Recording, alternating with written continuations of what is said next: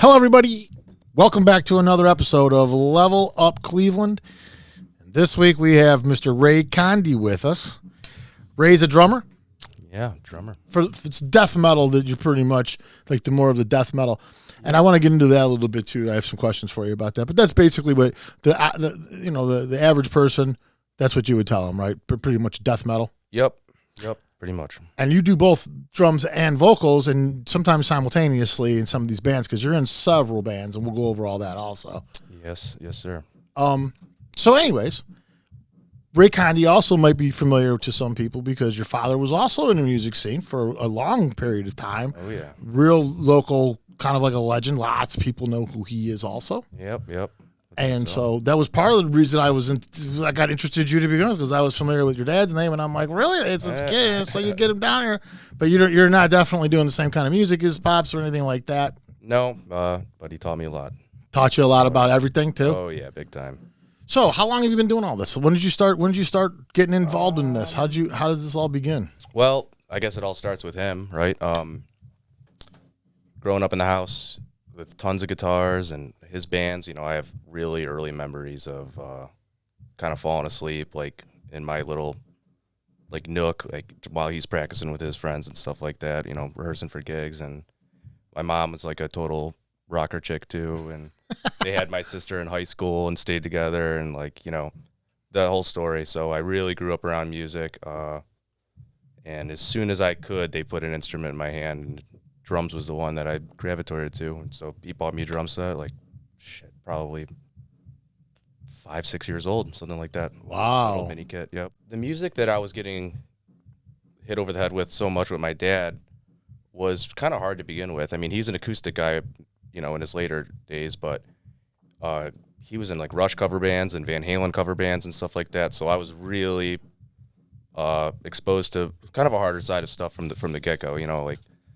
My parents liked all types of music. I remember my mom listening to a lot of Billie Holiday and stuff like that. But then, we'd get Van Halen on the other days blasting through the stereo. So I think that combined with the drums, combined with, I was like a skater from a really early age, and then it just kind of takes its naturally, path, right, punk and all that, and being a young kid from Cleveland, as soon as you start skating and stuff, you see mushroom head shirts, and it just kind of goes there. Yeah, right. Yeah. What's interesting about metal is I went through metal too, but the beginning of the not just metal, I shouldn't just call it metal. I'm talking about the death metal, the beginning of it, the early '80s and stuff, Venom, Exodus. Yep. Slayer when they first came out, and they're great. Thrash to death metal. Yes, when it all started, that's when I was heavily into it. I was like, ah. And then as I got older, I kind of fell off more and more, and now I couldn't even tell you. And one thing that's happened with that whole entire thing, back then, the genre thing was just beginning. It was death metal, black metal. There was just a couple genres that were spinning off of the whole thing. Now there's 1,000 subgenres. Now, here's what I want to know, because I can't tell the difference between a lot of them personally. And you're somebody who's in 5 different bands right now. You should be a connoisseur of this. Can you if I play you a song, can you be like, that's grindcore? Yeah.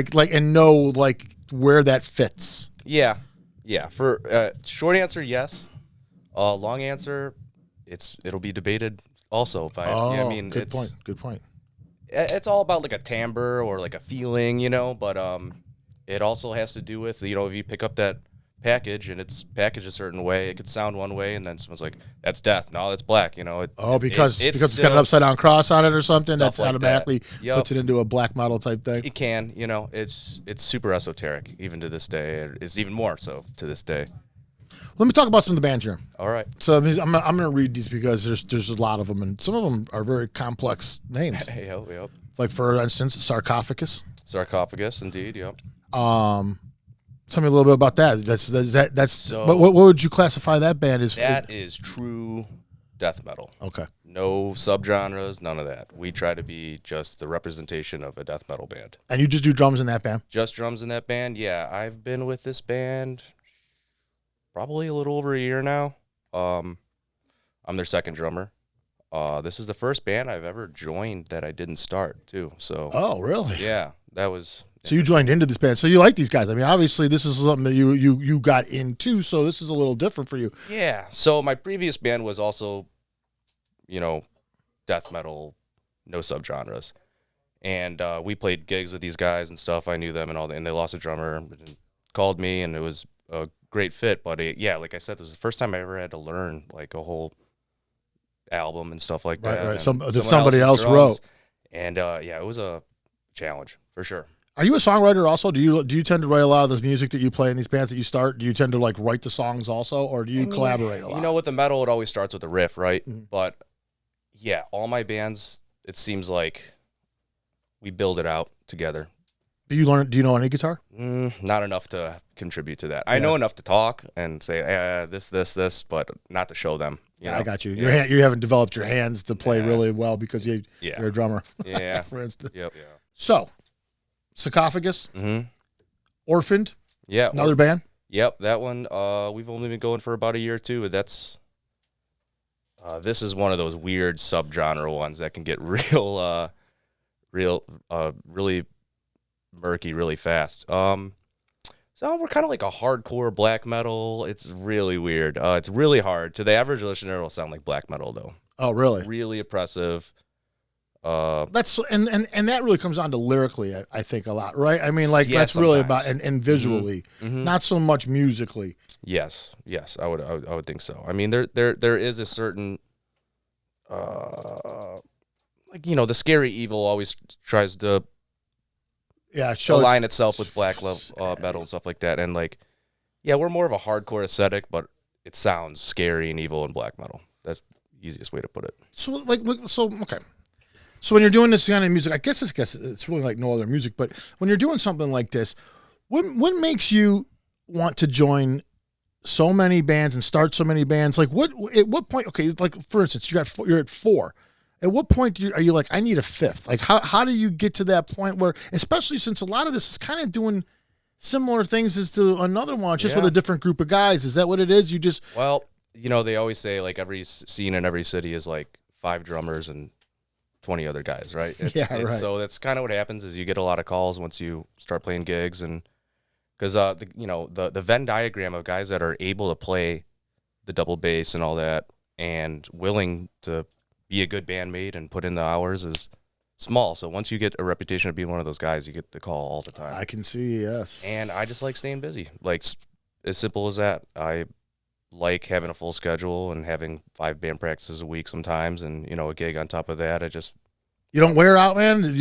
Every once in a while, you burn out a little bit. Like one of those when it lines up where I have 2 gigs a week and it's during the work week.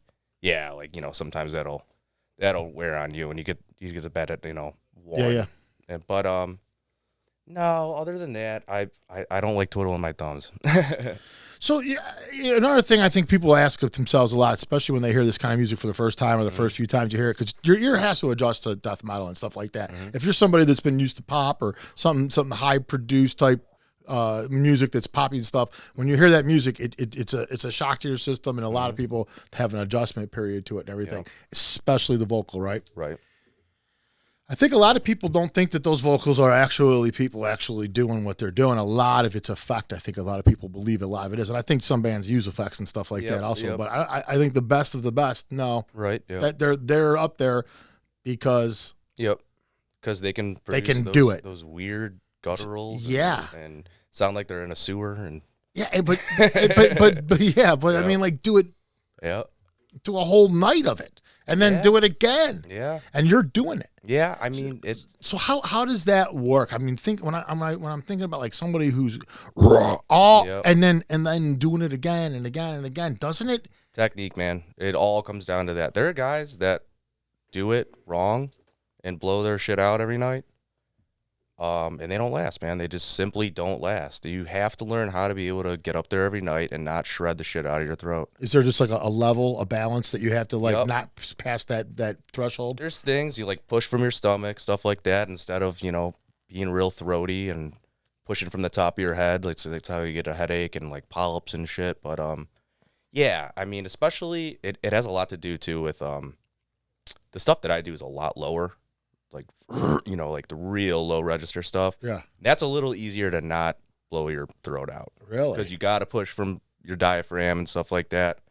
Those guys that do those shrieks seems to be the ones that kill themselves. Yeah, with the vocally. Yep. And there's, you hear about death metal singers like having to quit smoking and getting all the surgery and stuff like that. Like that happens for sure. Yeah. Then you got a guy like Millie from Creator who's been doing it since I was into Creator, which was like in the '80s. They're still touring. Dude, every time I see one of these old legacy death metal bands like Nile or something like that. Yeah. And these guys are 50 and the best vocalists I've ever heard. And yeah, I can't believe it, man. Yeah, I mean, I guess that's loud. proof though you can do it and have it, and it is a technique and everything. So how do you learn that technique? You can't go to. There's no vocal coaching for this, is there? I mean, these days there's probably a million YouTube things, but yeah, that's true. God, you know what? Actually, I think when I started realizing that I could do it, I work in a machine shop, as you know, and I sit there at my machine and I practice what I'm listening to, Right. I got no one around me. There's machines whirring and shit. So that's when it started to come together. When, I take off my headphone real quick and be like, oh, well, that actually sounds okay. No kidding. Yeah, we're in the car and you start trying to mimic certain registers of certain guys. Oh, I want to sound like Cannibal Corpse. Oh, I want to sound like Deicide. And then you're like, it starts to all come together. And that's how you get those techniques and you learn the tips and tricks. When I started trying to mimic people, I think that's when I really learned a lot. So is that the case even with drumming too? Is that how you kind of learned how to be a better drummer, was to play other people's drumming, and then all of a sudden you're like, man, pushes you, right? It pushes you into directions that. Yeah, I mean, growing up, covering like those Rush songs with my dad and stuff like. Yeah, right. Was that a big influence? Was Pert? Yeah, I mean, I'm not the hugest Rush fan. I'm not a super fan or anything like that. I don't listen to them very much, but they're in my DNA, like. Yeah, right. I grew up trying to learn the whole like Hemispheres album and stuff like that and playing them. Did you do it? Oh, yeah, I could play it. The whole album you did Hemispheres? I used to be able to get through that whole album. Probably not perfect, but I could probably still get through most of it. That's the album. That's the one, right? Yeah. Man, you can play that whole thing, man. Yeah. So that really imprinted a lot on me. That, and my dad was really into Dave Matthews. So Carter Buford, man, amazing. Learning those kind of more gospel choppy stuff, did a lot for me. What about as far as now, like the metal guys that are out there? Who are those ones that got you? So when I got into metal, I was more into that. I'm of the age where it was the core stuff, like the breakdowny kind of clean stuff. So in high school, I was listening to that stuff. Bands like August Burns Red or something like that. But then when I got into this more classic death metal sound, which is only honestly the past like 5-6 years of my life, I mean, Cannibal Corpse was a big one because that's just that's everybody's entrance into the old school, right. But yeah, so Cannibal Corpse, Deicide, anything I already mentioned like that, those are the ones that really got to me. Yeah. So I mean, are you still like practicing all the time now, or oh really? I mean, like you still drive to get by? You're real fast with double basses. I mean, you've got a lot of it down, but I don't think you guys can really, drummers like that do this can really take a break from it, right? I mean, did you ever have a situation where you had to take a week off or something, come back to it, and you're like, holy fuck? All the time. Oh really? Yeah, I feel like I'm more of a streaky guy than others are. I have friends that like don't practice and they're better than me, and it's like. That drives you crazy. Fuck you, man. So you feel you really got to work at it to keep it. I have to work so hard. There are times where I feel like I have to take a week off, for sure, and like everything just resets.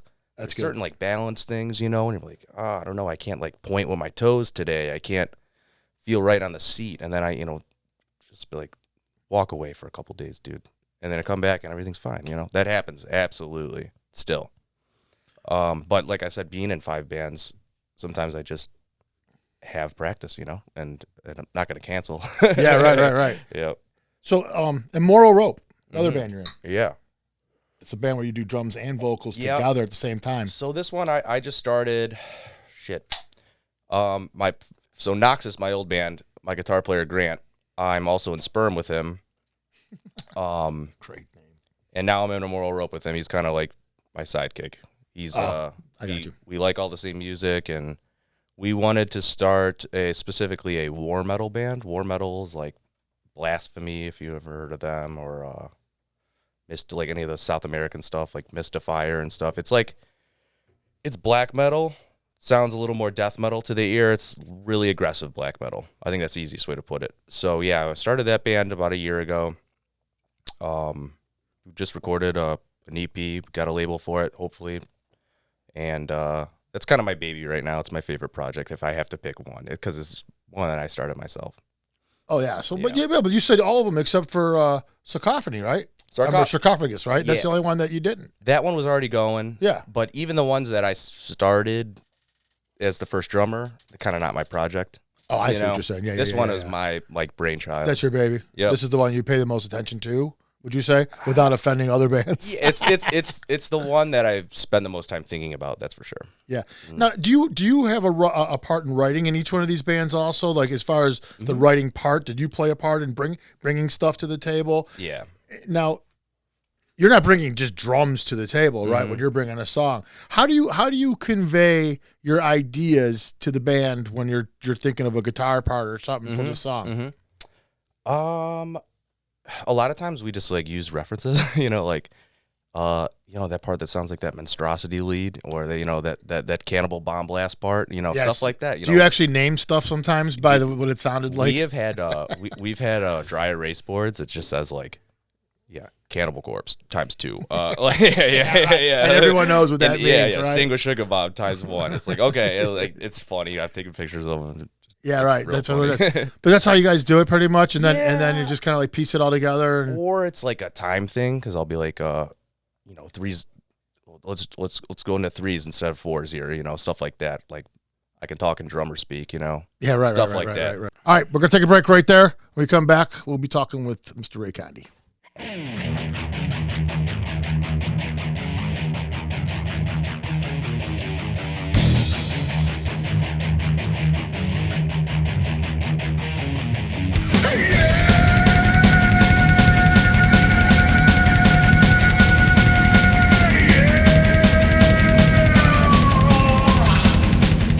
Hello, Cleveland.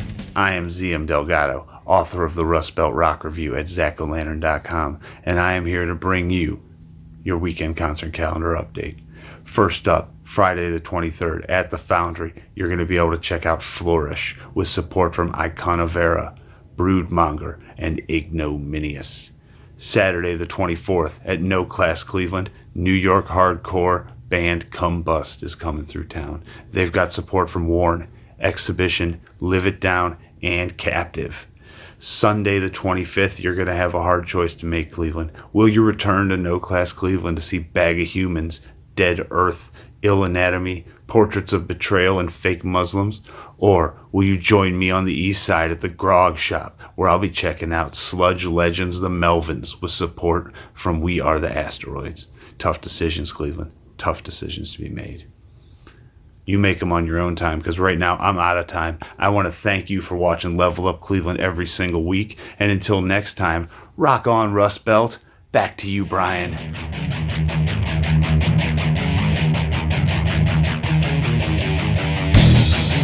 Welcome back, everybody. And we are sitting here with Mr. Ray Conde, death metal extraordinaire here in the local area, I guess you could say. Does it all, plays the drums, he does vocals, he's in 5 different bands.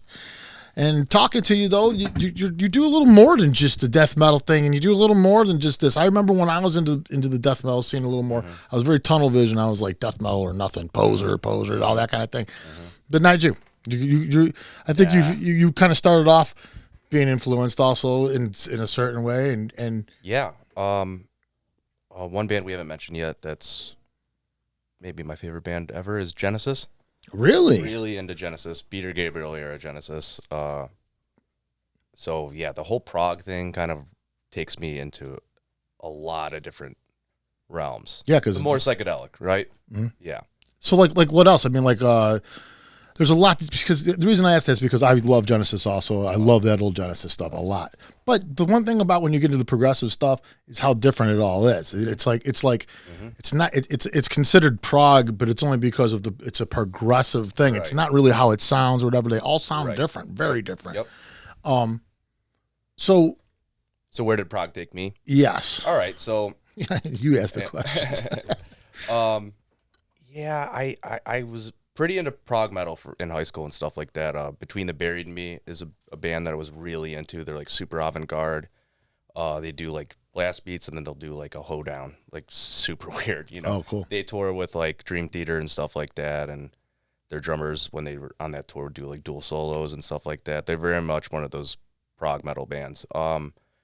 But with my prog stuff, I kind of went more into the psychedelic realm. I got really into like some of that old like shoegaze type stuff and like slower, dronier stuff, like Jesus Lizard and bands like that, and even like early Melvins type stuff. Oh, like that types of like that real heavy kind of like more psychedelic, long drawn out stuff. Even like electronic. Like I'm also a DJ, and I got really into like techno and house music and even like ambient, like Brian Eno stuff like that. I still buy a ton of records like that, and yeah, so that's another big part of me. Have you ever considered like getting into that music as far as playing it or anything like that, or creating it, or? So I used to gig out a lot for DJing. I only play vinyl, but yeah, I had like out of state gigs and stuff, and really like club nights and stuff. Yeah, get like 3-hour slots, and one time I had like an 8-hour gig, all vinyl. Why? So why not do that more? Is it just something you don't enjoy as much, and you don't have enough time to do that? Yeah, like, you know, everything's, you got to play a game with everything. I like playing the metal game. I like dealing with all the band stuff. I like dealing with the bookings. With the DJ world, I didn't so much. I got you. There's a lot more dealings with that you didn't care for. Yeah, that's the easiest way to put it. But like, and the whole vinyl thing is another big thing. When I was gigging a lot, you know, you have to buy new records. You can't be playing the same shit out all the time. Yeah, right. And vinyl is expensive, man. You know, the dance music stuff is a little cheaper that I buy. Like, so I can get an LP for like, you know, under 15 that has 3 tracks on it. Maybe I play 1 or 2 out. It's not like buying, you know, a $30 gatefold fucking Testament, you know, LP, right. But it's still expensive, and there's a lot of DJs that only play digital now, so I'm against that too. You know. So is that what it is? You're just an analog person? Yeah, I think so you're fighting the fight. It's the drummer thing and like, you know, the band thing. I think I need something tactile. Yeah. I have like a digital setup at home too, and I don't even touch it, dude. Like, no kidding. Never. So you have a recording setup at your house though? I have like a whole turntable sound system set up, and yeah, it has like a USB and all that shit, and you can record right from my mixer and all that, and yep. So that's what you do? You collect albums? Do you do that also? Mm-hmm. Yeah, I still buy a lot of records, metal and not, and I've actually had a couple metal DJ gigs recently. That was fun. So who hired you for that? How does that work? There's a local place, No Class. It used to be that's Class. Yeah, they do Metal Mondays, and they asked me to do it a few weeks ago, and it was really fun. Never did that before. Decent turnout and everything. Did people show up for that? Yeah, my friends came, and like, it's just like a, you know, way to get some bodies in the door on a Monday. But I'm curious about that though. I mean, like, is there really a place that's playing like metal all the time in their venue, and you could go there and that's the vibe when you go there like that? Does that exist right now? Not is really. There a place? No, there's not. Because like, you know, No Class would be the closest place to that. But then like, you know, if you go there on a random Tuesday and they don't have anything going on, it's just the bartender's playlist, which could be anything, you know. Do you think the city needs a place like that? Do you think it would do well here? Do you think you could have a metal venue type thing and exclusively a metal thing? There's a lot of metal bands, dude. I mean, and it doesn't have to be like death metal. I mean, like literally, you know. I think it's too fragmented for it to work. I think so? People, too much of the same thing, people start fighting. Like, you know. You think so? I think so, because like it's, you know, metal too. It's so freaking subgenre and divided, and you think people be like, you don't belong here? Nah, that's just like metal's too general, I think. There's that place over in Broadview or something like that that's like a metal bar, and I hear that's cool. It's like is there metal all the time in horror movies. Oh, really? I think it works out. So you're also in. You mentioned before you're in a band named Sperm. Yeah, and Sperm's another. It's Sperm is death metal. So all right, this is kind of confusing. There's this whole resurgence right now of old school death metal. I actually called OSDM, like old school death metal. They're new bands trying to sound like they're from the 90s. With everything that comes with that. the freaking high tops, the fucking mullets. Oh, like the look and everything. Everything. And I started this band to kind of make fun of all that. Oh, really? As much as I've participated in it, I have plenty of white high tops and shit. And I'm poking fun at myself. So, like, you know, we try to act like dumb rednecks that drink too much, and we have stage names and stuff. And, oh, really? Yeah, whole personas and stuff. And, oh, so this is that kind of thing. yeah, so it started. It's like a project band that you guys are kind of like. Yeah, it was like my friends. I got my best friend. He's a drummer in Grateful Dead bands to come play death metal. Oh, really? Yeah, but so the whole premise is like a joke, right? And it was just a way for me and my friends to have fun and get fucked up. Pretty much, yep. And then, of course, as soon as I start making it a joke, it turns into something real. And then I get all these fucking gig offers, and then I'm like, okay, we gotta actually practice and not get fucked up. And yeah, right. It takes the fun of what it was intended for. It's funny how it happens, but it does happen that way. Yep. One more band I wanted to go over. The fifth band you're in is Hammr. Hammr. If anybody wants to look it up, it's HMMR. Yeah. I got the shirt on. Nice. Yeah. So this was fun because we're much like that, like Venom. I think closest to Venom or Bathory or something like that. As classic a metal sound as you can get. No double kick, all like D beat, you know, the whole time. Kind of the satanic theme and looks black metal-y, but it sounds like Venom, you know, something like that. So it's fun because I've never been in a band like that where I don't have to keep my double bass chops up, and it's kind of just all balls to the wall all the time. Yeah, right. And real rockin' metal type. Real rockin', yeah. Really, you know, like if you know the band Midnight, the guitar player Midnight did a guest solo on the first album. It's very much that same like party groove type, metal.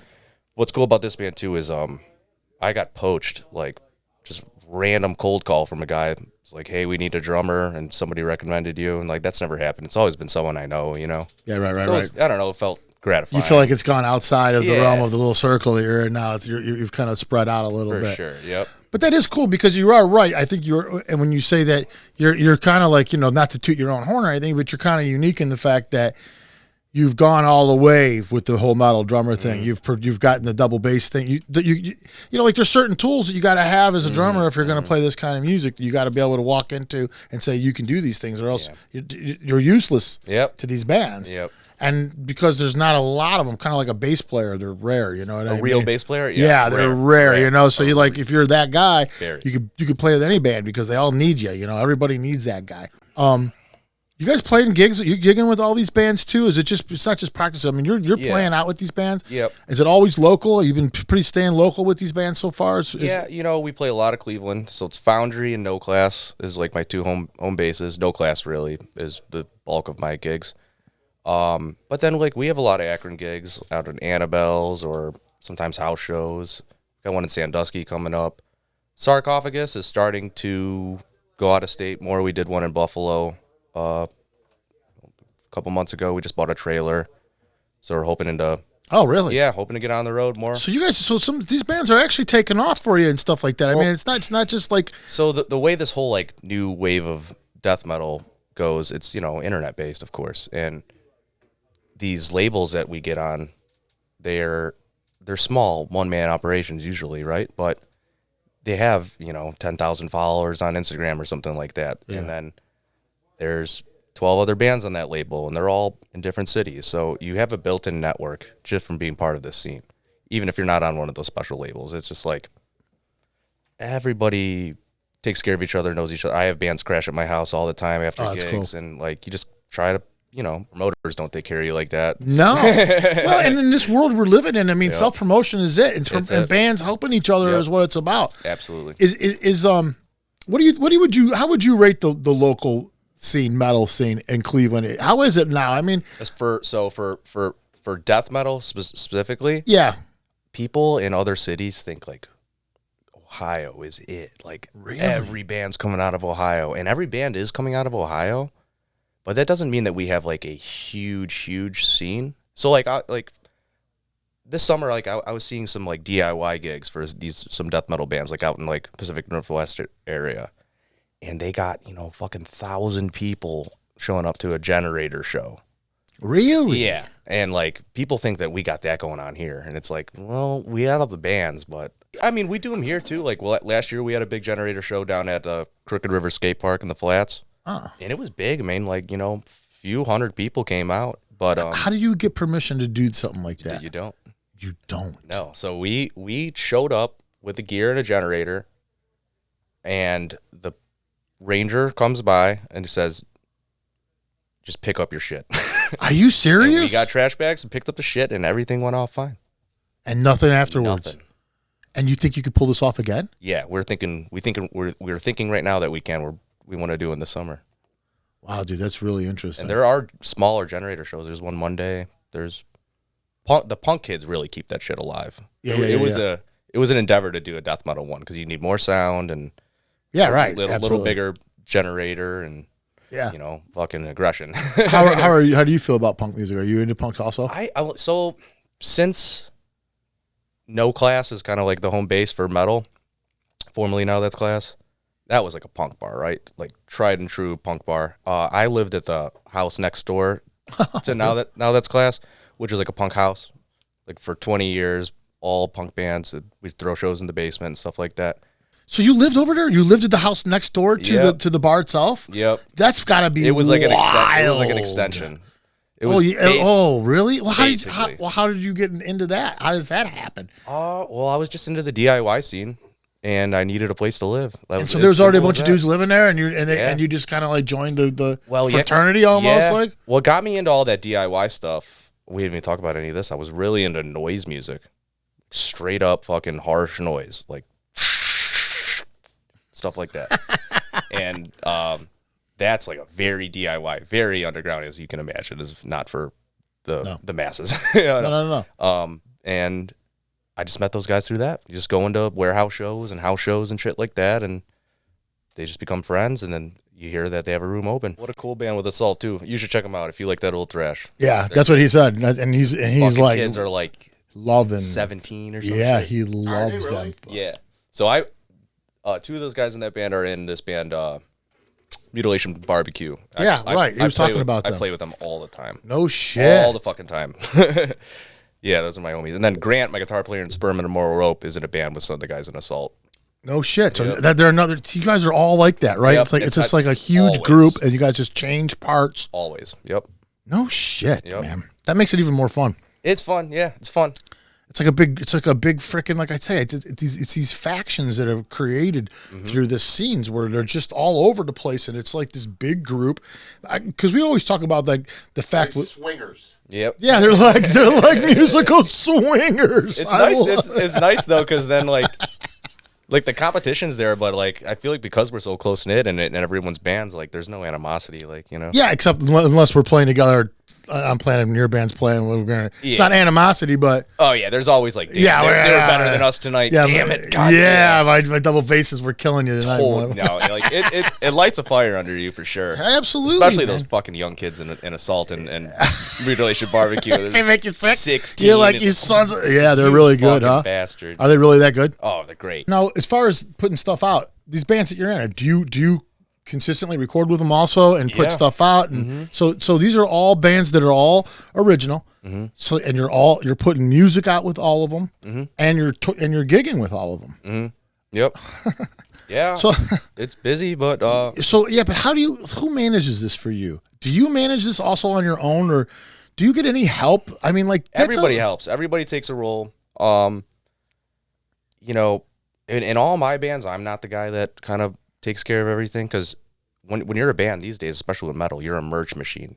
That's how you make all your money. I know, that's true. You put up a fucking pre-order of a T-shirt, and then it pays for itself on the pre-order, and then, you know, you got to sit there and mail out flyers and T-shirts and bundles and shit and all that. And like, I've never been the guy that does that.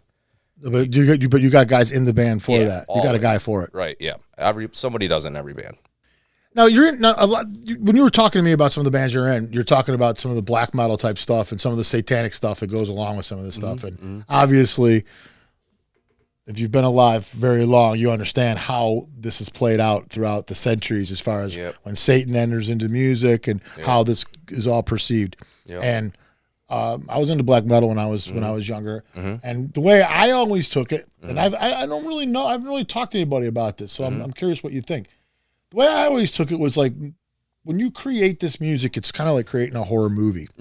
So you're really just, a guy who creates a horror movie about the devil isn't necessarily a Satan worshiper, but he understands that there's an effect that the devil can give to the certain type of thing that creates this type of feeling and goes from there. And I think, granted, I'm sure there's plenty of death metal and black metal bands that worship the devil, and that exists also. They're out there. But I'm saying, like, that's not why it's being done. I think a lot of it is just it's a feeling that blends well with the music. It invokes something, right? Yes. Yeah, you're getting to the point of it. I think I like it's like a horror movie. Yeah, you're just building some type of atmosphere and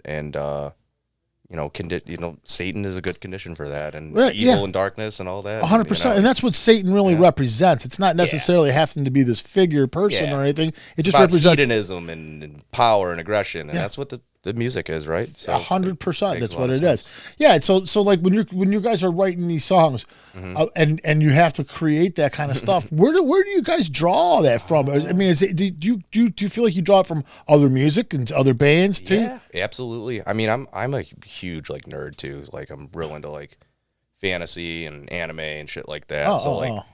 There's times where I'm watching an episode of something and a song comes out. That's happened, and lyrics start getting written, and if you read the lyrics, you wouldn't know, but it gives me the seeds, the idea, seeds, get planted. Everything I've ever recorded has been, I think, at my house with my gear. Everything I've ever recorded. Oh, all the bands you've ever been in? I got so your studio is where the bands that you come in, you go there? Yep. So are you actually engineering all this also? No, I'm very bad. So you have somebody that works with your equipment? Grant, who I've mentioned, my guitar player of Sperm and Immoral Rope and formerly of Noxis. Your sidekick? Yeah, my sidekick. He's a freaking wizard with that stuff. And that's why I like keeping him around too. He's recorded things. That's why he's recorded things that he's not even on for me. Oh, really? Oh yeah. He'll just come over, run the gear. Yeah. So is a lot of this because you're the drummer? It's better to just have everything at the drummer's house. Yes, I think that was half of it. Is like we practice there. Why don't I just buy the fucking gear, have it set up so that we can get this recorded? And with this old death metal stuff, there's a line that you toe of wanting to sound clean, right? A lot of guys hate really clean, posh recordings. Yeah, I'm kind of one of them. So, recording in a basement on subpar gear kind of lends itself to the sound you're going for. It ends up just adding to everything. I mean, there's been some projects where we record live, Analog. Now, do you record analog or are you recording digital? We record digital. I just got in contact with somebody that is a reel-to-reel, and we've been thinking of using that, but you better polish up before you start going. It's like, oh man, am I gonna fuck up a take and have to spend $200 on a new reel? Yeah, I mean, it is. Yeah. I guess it is in a way cool, in a way that's challenging, and it's stuff like that, Yeah. But I mean, to each their own about all that kind of stuff. Yeah. I mean, really, it's not. I think it's more of the process of doing it. These days, you can make anything sound the way you want it. I think people love to say, "Oh, we recorded this analog." Yeah. I just think that it's become a cool thing to do or say. Yeah, it's like the vinyl resurgence kind of. Yeah, it is hipstery for sure. It is. Yeah, because I'm not sure. I'm not sure one sounds that much better or this or that. I think that's all just a very. I think these days digital is so good. It is. Yeah, I mean, in early 2000s, something you could only get the clearest sound analog, but those days are long fucking gone. Yeah, right. Everything is digital now from start to finish, and it's clean as hell. Yep. So about Noxis, you were the drummer there and vocal player there. You're not any longer. Yeah. So when I was doing all my DJ gigs and shit, I was actually like really head down trying to fucking do that full time. I slowly transitioned to playing drums again, and I had one band before Noxis, Book of Death. Nothing serious. Noxis was my first one where I was like, all right, we fucking get this recorded, get on a label, pick a label that we want, try to get that label, all the fucking intangibles that come with that, the social media, all the, That was my first real band in the way that all these 5 are now. And it was straight up death metal. It was a genre to me that was pretty new. I've always been a drummer, but never that type of Cannibal Corpse death metal. And it was just like a way for me to really fucking hone my chops. That band before and after, I'm a totally fucking different drummer. The bass player that started the band with me, he's absolutely insane, 5-string fucking Dream Theater type bass player, and he pushed the shit out of me. I remember being scared for practice, because I didn't want to look like a fucking chump. Yeah, you felt like you were inferior with this guy. Totally. Cool, yeah. So cool. It brought a lot out of me. We recorded. We got a demo tape, an EP, and then a split. It all comes out to about 8 or 9 songs, so almost an album worth, and then we put that out as an album later too. Oh, cool. But yeah, that was me cutting my teeth with gigs and all that. I think we, not to do my own horn, but we were badass. Oh, really? We were a badass band, and it opened up so many doors to me. It fell out and shit, and we're all still friends, but that's when the calls started coming. Ray's not in Noxis anymore. Fuck, Yeah, let's get him. Yeah, while we can. Yep. That's cool though. It's been awesome having you on. We're out of time. All right. We're gonna freaking call it a day. Yeah. Call it a week. Oh, thanks, man. Thanks for coming down, man. This was fun. Hell yeah, dude. Yeah. We'll be looking out for some of these bands. I'll be posting some of this stuff. Absolutely. You can go on our website also and look out for stuff like that because Pat will always be posting. We all got Instagrams. We put up the fucking gigs and stuff. None of us are slowing down. Cool. Yep. Cool. And the scene is solid. The scene's big, man. Beautiful. Come out to a gig. Beautiful. All right, guys. That's it from us. Check out Ray and on one of his bands, Sarcophagus, Orphaned, Immoral Rope, Sperm, and Hammr. Any one of them bands will do. Yeah. All right. That's it for us. See you guys later. That'll be fine.